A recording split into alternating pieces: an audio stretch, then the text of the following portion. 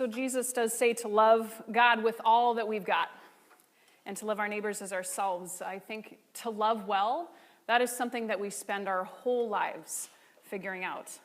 And we knew that this conversation that we're having this fall around becoming we, about what this looks like, would absolutely involve not only talking about, our neighbor, let's talk about our neighbor, but no, it's actually coming back and talking about how we see ourselves and understand ourselves and who we see God to be, which is why Kara Haug is in the house today at Salt House. So Kara is the founder of Grace Unbound. It's a ministry that embraces these undeniable connections between spirituality and sexuality, theology and faith, and our bodies all kind of coming together in one place. And it's fun for me because I've known Kara for 12 years. We were at seminary together. I met her husband, John, before she did. So I've known him longer than you have, which is super fun to me. But we had moments such as this one, if we have it. So that's April 2005. Surrounded by wine barrels, because imagine, if you would, a charter bus filled with seminarians that's like touring up through Napa Valley and up into Alexander Valley, and we did this wine tour together, which was like super fun, and that's me being the third wheel with Kara and John, right there. Totally awkward and awesome. So yes, so I've known Kara for some time, so I'm super excited that she's here. But as we made this plan for becoming we, I just knew that Kara, in a conversation around spirituality and sexuality, that absolutely had to be a part of our process. So friends, welcome to Salt House, my dear friend, Kara Haug. Thank you. All right, let's take a moment to breathe and to pray. God, we become aware of our bodies sitting in these seats, and we notice our breath again. And we breathe in deeply of your grace that is here. And we breathe out the weight of all that we carry. And we open ourselves now to the tender landscape we will explore together. God, we thank you for Kara and pray for peace and joy and wisdom and your spirit to flow through her now just as surely as you are present here with us in our breath. All this we pray in Jesus' name. Amen. Thank you. Mm-hmm. Thank you so much for having me. I'm so excited to be here. I love this space. Every time I've been kind of watching online and seeing what you're doing at this church, and I'm like so excited. Thank you. Anyway, so my name is Kara Haug, and I do this thing called Grace Unbound. My passion is talking about sexuality and theology and how they relate to ourselves and each other. But currently, right now, I'm a stay-at-home mom. I have a little boy who's 4. These are my kids. We went to Disneyland in February. That's Ella and that's Landon. I'm mostly home with my son Landon, who's 4. And I've been, spending time hoping and wishing at some point that I was like, I need to go to work. I need to get, some intellectual conversation happening. But then at the same token, I've been looking at him lately going, this is like, I'm not planning on having any more kids. And Landon is my last, and I've just been looking at him and like savoring him, because he is 4, or he's going to be 4, November 1st. And, he's super cute, and he was saying something the other day, and I looked at him, and I was like, Landon, I just want to eat your cheeks. And he looked at me and goes, Mom, you can't eat my cheeks. And I was like, but I want to. And I thought to myself, that's a little weird, right? Like, why is it that we want to, like with our kids, we love them so much, like, when they're like squishy and you just want to take them and nibble on them, and because you just love them. And my husband, when my daughter was little, he used to go to her and be like, you don't need that toe. He's like, you have 10. And he would pretend to like snap it off and like chew it. It's weird. But he did, but it's like, I thought about, why do we do this? Why is it that we talk about eating our kids, right? And but then I thought to myself, you know what? They were a part of my body at one point. I was their vessel. I was their source of life. And, I embodied them. And then I thought to myself, you know what? All of us at one point lived in somebody's body, right? We were all embodied. And I think that we understand the feeling of when we love something so much, like our kids, that we feel like we want to take them in again, that we want to be a part of each other. And that's how it is, too, when we fall in love, or if we want to be with another person, right? We want to take them in. We want to know them in such a way. So I think that sense of embodiment doesn't go away. And I think it's because we have this incredibly intimate God who through creation personally designed and fashioned us through body and breath and touch. And this God created us by breathing into us, molding us with his hands, as the verses of Genesis 2 said. And before we read those verses, I want you to, so I'm a stay-at-home mom, right? That's what I said, so Play-Doh's my life. So I decided to bring Play-Doh for you all because as we are reading this, I want you to play with that Play-Doh and to think about the fact of how God created us, right? That it was a tangible experience. Then the Lord God formed man from the dust of the ground and breathed into his nostrils the breath of life, and the man became a living being.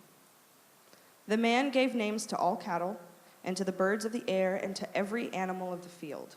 But for the man, there was not found a helper as his partner. So the Lord God caused a deep sleep to fall upon the man, and he slept. Then he took one of his ribs and closed up its place with flesh, and that rib that the Lord God had taken from the man, he made into a woman and brought her to the man. Then the man said, "This at last is bone of my bones and flesh of my flesh. This one shall be called woman, for out of man this one was taken. Therefore a man leaves his father and his mother and clings to his wife, and they become one flesh. And the man and his wife were both naked and were not ashamed." Thank you. Right? So God made a point to be involved in the art of creation. God's intention was to develop relationships with creation and have us find life in each other. That is why Adam couldn't be alone, but needed a person to become with or to create community together as one flesh. And I think it's important to not just talk about one flesh as we do in marriage of husband and wife, but to identify the one flesh as humanity, right? When we are all part of each other, and when one of us is hurting, we are all hurting, because just look at how the world is functioning, right, today. So we are all one flesh living together in the body and seeking intimacy. I want to show you this image, the famous image of Adam and God from the Sistine Chapel. I love this painting, and it's so powerful, right? And the first thing that I think about when I look at this is I see them trying to touch. I see them trying to make a connection. And I often think about, too, when we were kids. Do you remember as kids, or if you have little kids, that they would used to run around the house naked, right? They would run around like, "Wah!" And they were naked, and they were not ashamed of that, right? And I like to think about that as how Adam and Eve were in the garden, that they were joyful and happy and curious and inquisitive. They were naked and not ashamed, and I think God created that environment for them where they could share stories and ideas and explore their world and bodies and felt safe, secure, whole, that they were open to engage. And we know what that feels like. We know the sense of intimacy in our own lives when we make like a soul connection with a friend or a relative or a partner where you are just talking to someone and you're like, yeah, we get each other. And I know that when I experience that, I get like this rush of emotion over me, or like feeling like that tingly feeling where you're like, yeah, this person rocks. And it's like, you know that is like a person who's going to be with you, right? That they're going to stick with you. And we understand also that feeling of intimacy when we fall in love, right? You get that intense emotion, and we become absolute lunatics when we fall in love because our brain acts as if it's actually on a drug, right?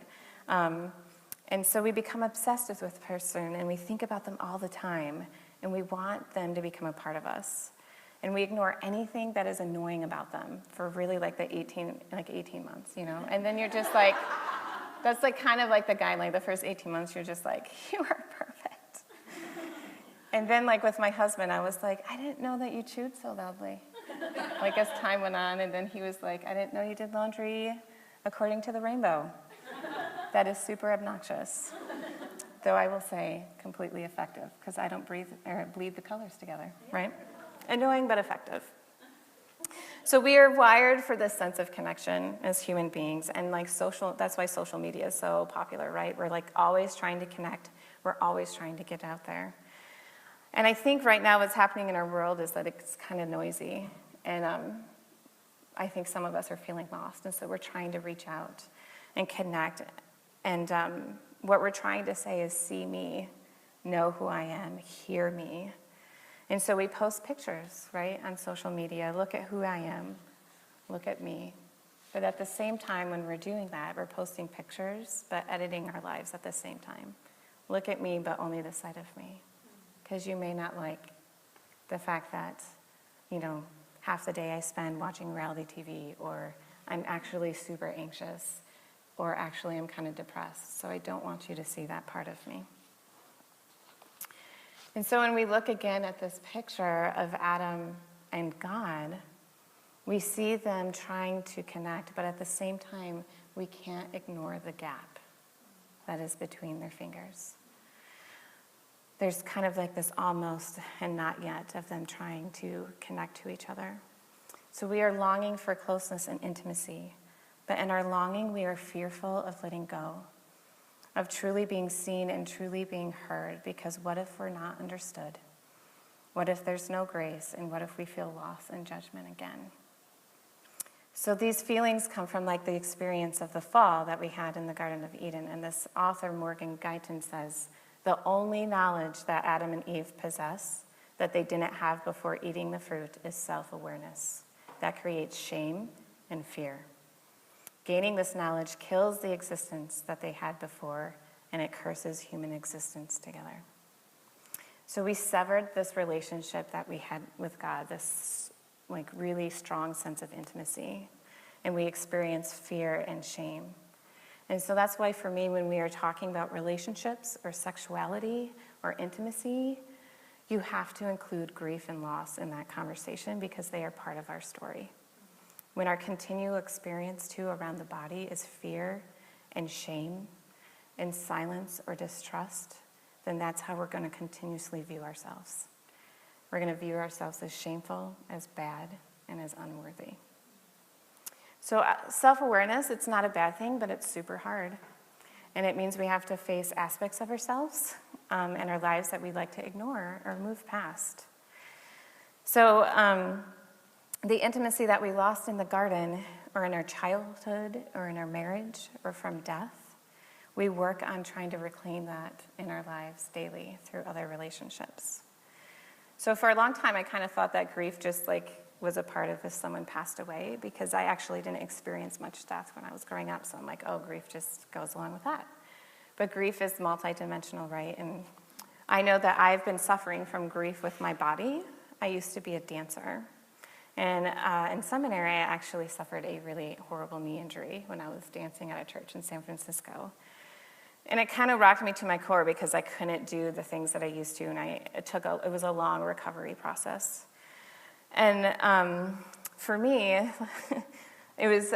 dancing was how I expressed myself and was an outlet for my emotion. And for a dancer, it's not awesome to have your knees sound like the chorus of Rice Krispies, like the snap, crackle, pop. You bend them, and you're like, oh, hey, that's not normal. So I wasn't able to dance, and I didn't realize that for me was a huge sense of loss. And my husband said that he thought a part of my soul died when I stopped dancing. So this last year, I decided that I was going to exercise, because I guess that's healthy. And, whatever. So I started exercising more, but what happened is I ended up crying, a lot. And I realized that I was getting out all of this trapped emotion inside of my body that I wasn't attending to before. And I had put up a ton of walls, and I realized that I think I became kind of mean when I wasn't dancing. And so through the exercising, I started to cry, and again, got rid of trapped emotion that I was also trying to numb through food. So as Adam and Eve covered up after their moment of self-awareness, we cover up and we hide during loss and grief or shame. We cower. We build walls. We grow fearful. We shut down. I just read this book by Richard Rohr. Who knows Richard Rohr? Yay! He's amazing.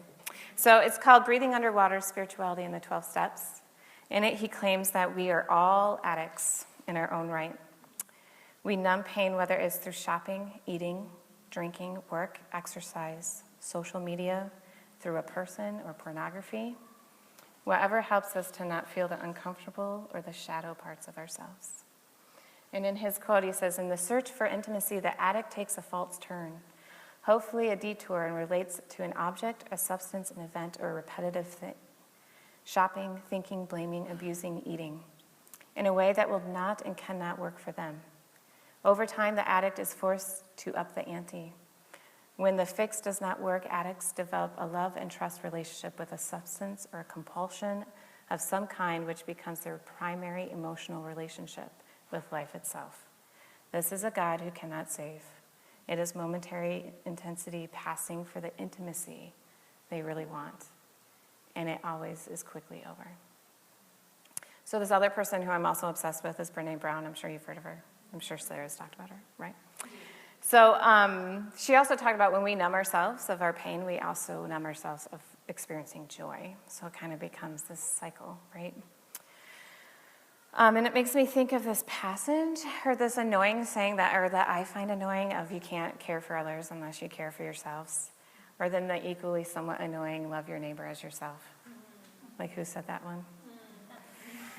So I did this, I don't know, I find it annoying. And I'll tell you why in a while. But I did this sexuality retreat for confirmation-age kids, and we talked about the dangers of social media. And part of that, we talked about bullying. And I said, we looked at all these platforms, and we look at the comments that you find on YouTube or on Facebook or anything, right? CNN news posts, you see all these posts that people, or these remarks and comments that they make, and they're so mean, right? Like all these things that people are saying are mean. And I tell them, this is telling me that there's a lot of people in this world who don't like themselves, because otherwise they wouldn't be being so mean to their neighbor. So that's why we find these comments to be annoying, is because they're completely true, that we can't fully enter into healthy relationships with people unless we learn how to find ourselves to be worthy of them, and that is super hard. And for some, it feels like a lifetime, and I think God understands that and knew that, and so God decided to take human form, right? God is pretty smart. I think he recognized that on this journey that we were going to struggle, and so he came in human form through the body, through the womb, again, through embodiment of being a part of a body, becoming one flesh. God then again sets out to establish that intimacy that we lost in our garden, right, that we keep struggling for, through consuming the body and blood of Christ. How intimate is that? You can't get more intimate, right? So we are taking in God and we are bodying God. And this is going to sound strange, but as much as we want to love and eat our children, right, where we're like, we love you, we're going to eat you, we essentially are eating God's child, which sounds super weird. But if you think about it, it's true, right? And he knew this. He knew that we needed to be embodied, that we need to experience that again. And he did that with communion, with this is my body given for you. This is an example of intimacy, of us not needing to be afraid of our bodies and the role they play in relationship with one another.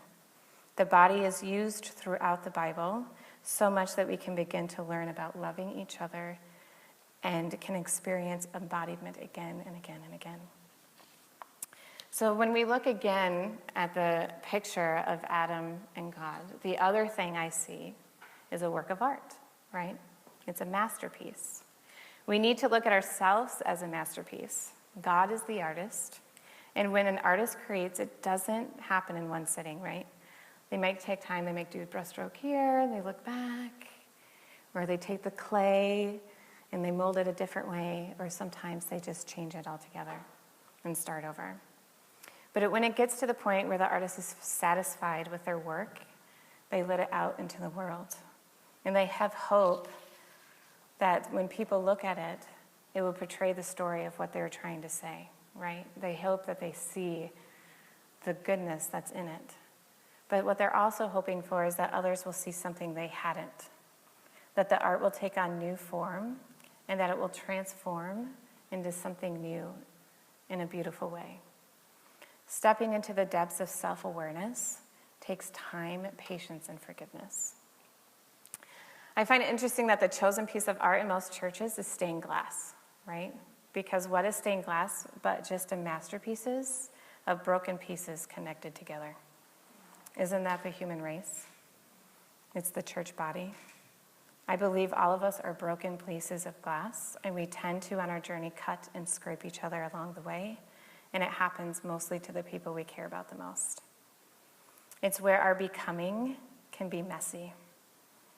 If only we start looking at each other that way, looking at the person as someone who's daily trying to discover their worth, we may be more compassionate. If we allow ourselves to enter in and be with one another with intentionality, we can become that masterpiece. We need to be vulnerable like we were in the garden for our lives to change and create connection. We're fused together as in stained glass. So Sarah, I'm going to utilize her as an example, if we may. I wanted to show, since I talked about being a dancer, I want to show with our bodies what it looks like, right, when we try to connect. So I'm going to reach out to Sarah. We're going to walk together. So what does that look like to you? Are we connecting? Are we trying to connect? But does there seem to be a sense of distance? Right? Like we have this, like, oh, okay, I'm shy. Right? So I decided now what I'm going to do is I'm going to open up. I'm going to I'm just going to be vulnerable. I'm just going to be me. I'm going to show them who I am, right? So we're going to enter towards each other in a different way. Ready? Are we connected? Right? Did you see what she does? She's like... It's the dancer. Right. So it's like we open from our chest and we're like, hi, okay, I'm here to engage you now. So what I want you to try is I want you to look up. Just look up at the ceiling, right? You can't go very far, right? Your neck stops. You're like, oh, that's uncomfortable. So what I want you to do now, again, we're going to practice opening up, and I want you to pretend you have a string. This is your sternum. You have a string on your sternum, and I'm going to pull it, and as I pull it, you're lifting it, and you look up, and you look up, and you look up, and you look up. And how far can you see? You can go much further, correct? We can see a lot more. So that's kind of like an example of when we're called to be engaged with each other. We're called to be vulnerable. We're called to see, even if it's hard. But that's the only way how intimacy, right, can be established. Relationships are important. We are created to be in them.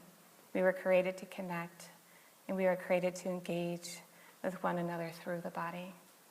When we remember this and recognize God's sense of intimacy by claiming us through the body in human form, through the communion and resurrection, we recognize that our journey with God is that God is becoming with us.